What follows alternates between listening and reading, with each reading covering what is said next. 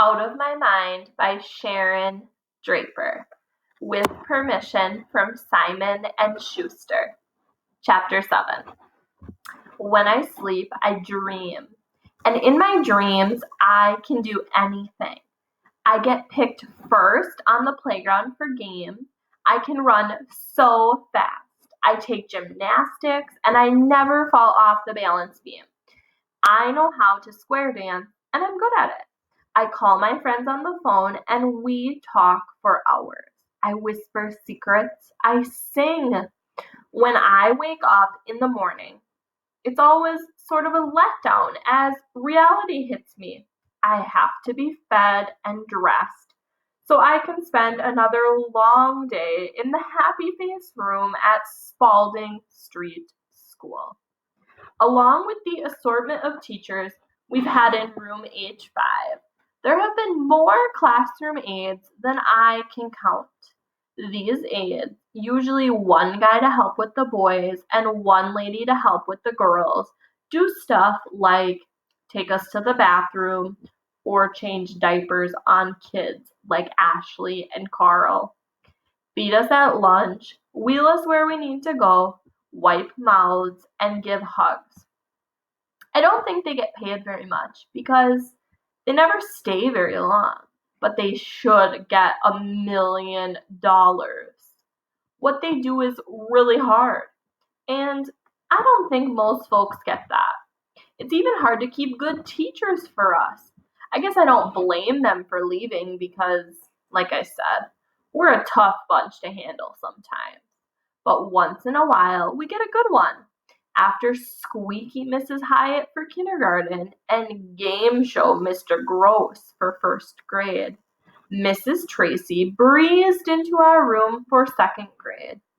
She figured out I liked books, so she got some earphones and hooked me up with audiobooks on CD. She started with baby stuff like Dr. Seuss, which my father and I had read when I was 2.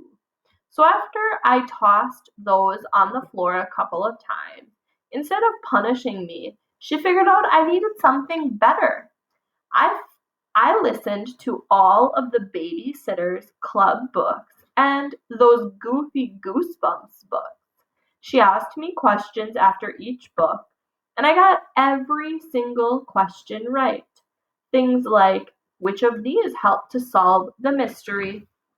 Then she'd show me a pebble, a starfish, and an ink pen. The pebble, of course. She'd cheer after we'd gone through the questions and then hook me up with another book.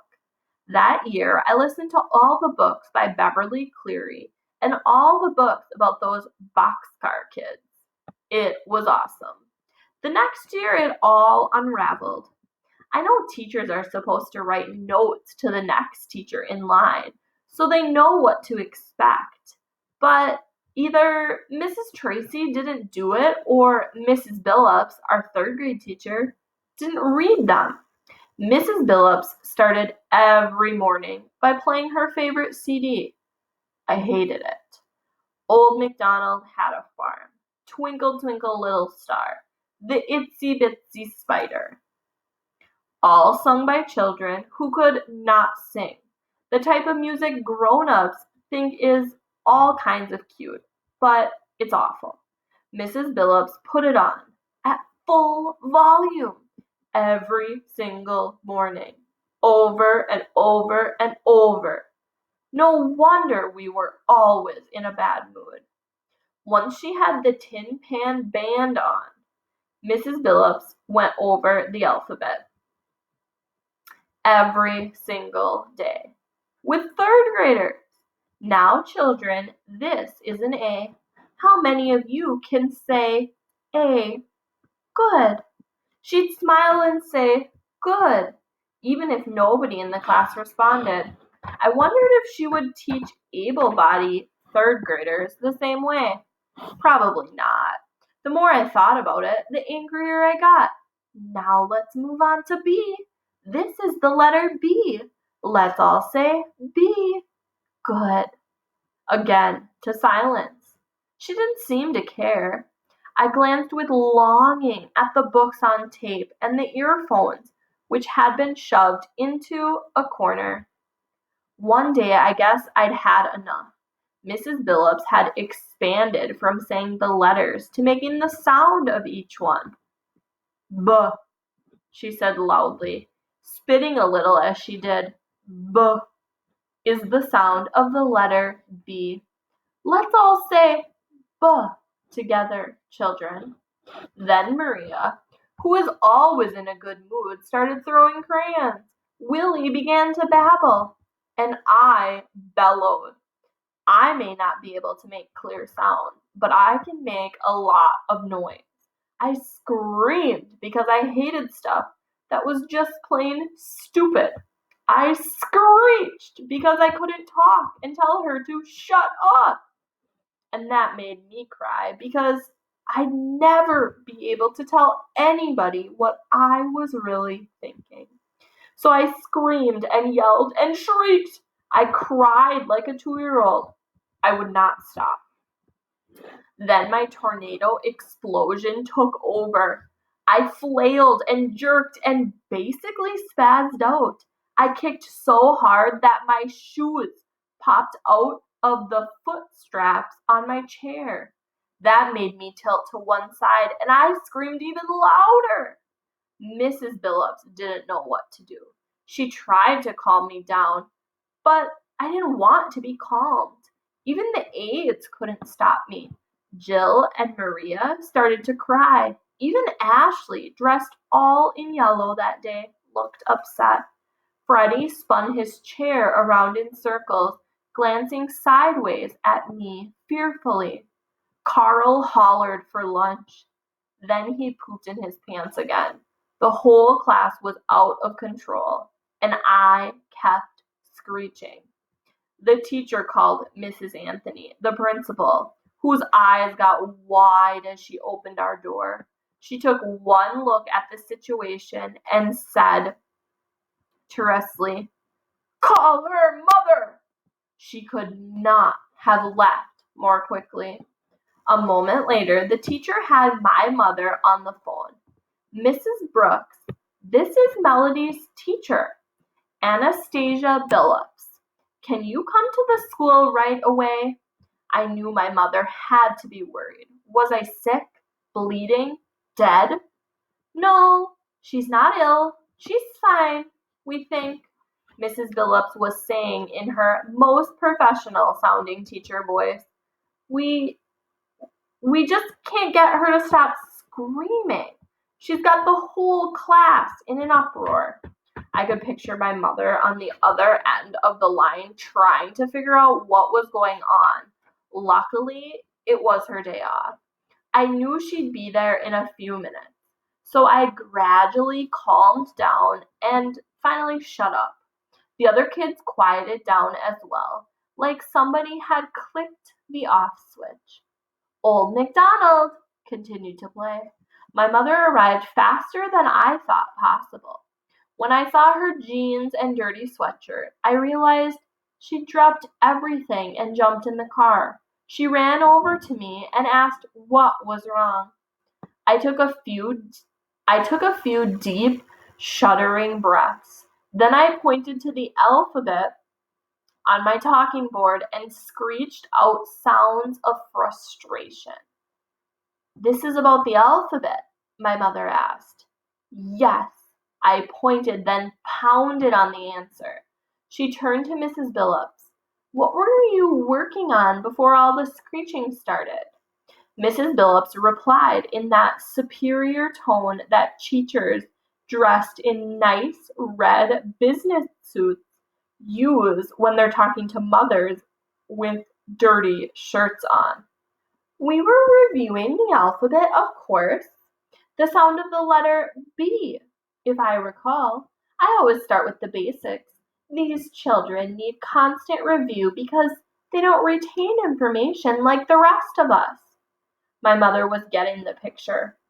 "So you were going over the ABCs?" "Correct." "It's February." "I beg your pardon?" "School started in August. You haven't gotten past the letter B in 6 months?" Mom was bawling and unballing her fists. I've never seen my mother hit anything, but when I see her doing that, I always wonder if she might. Who are you to tell me how to run my class? The teacher asked angrily. And who are you to bore these children with mindless activities? My mother snapped back. How dare you? The teacher gasped. I dare anything for my daughter, Mom replied, her voice dangerous. And for the rest of these children. You don't understand, the teacher began. Mom interrupted her. No, Mrs. Billups, it is you who does not understand. Mom looked like she was trying to calm herself down because she then said, Look, have you ever said to yourself, if they show that stupid commercial on TV one more time, I think I'll just scream? Mrs. Billups nodded slowly. Or if I have to sit 5 more minutes in this traffic jam, I'll simply explode. Yes, I suppose, she admitted. Well, I think that's what happened to Melody, she said to herself. If I have to go over those letters one more time, I'll just scream. So she did. I really don't blame her, do you? Mrs. Billups looked from my mother to me. I guess not. Now that you explain it that way, Mrs. Billups finally said, her voice now as calm as my mother's. Melody knows her alphabet, all the sounds of all the letters, and hundreds of words on sight. She can add and subtract numbers in her head. We discussed all this at our last parent conference, didn't we?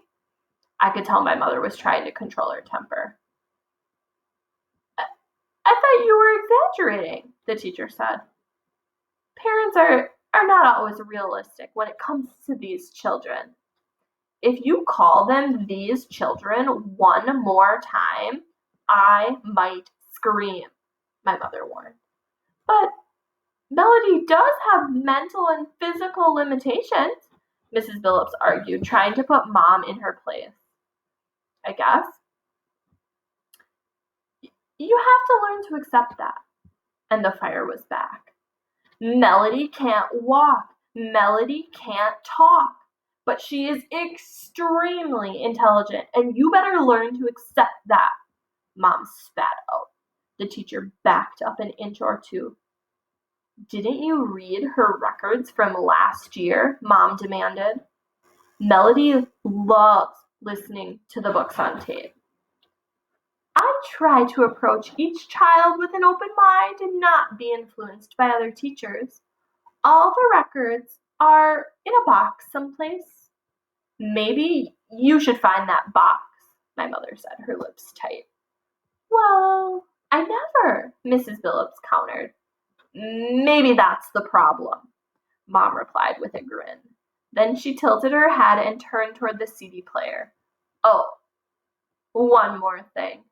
May I see that wonderful CD you're playing? Of course, Mrs. Billups said, smiling a little. The children love this. Do they?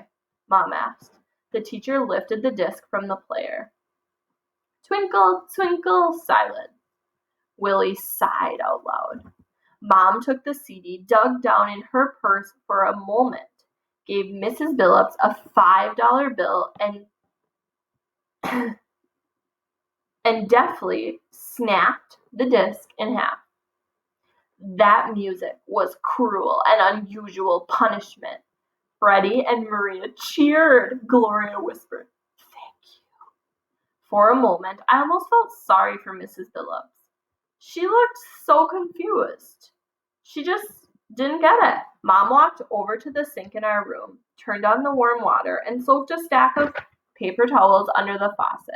She came back to me and gently wiped my face with the warm, soggy wad. Nothing had ever felt so soothing. She then brushed my hair, adjusted the straps and buckles on my chair, gave me a quick hug, and went home. Mrs. Billups quit her job after spring break, so we ended up with a series of subs till the end of the year.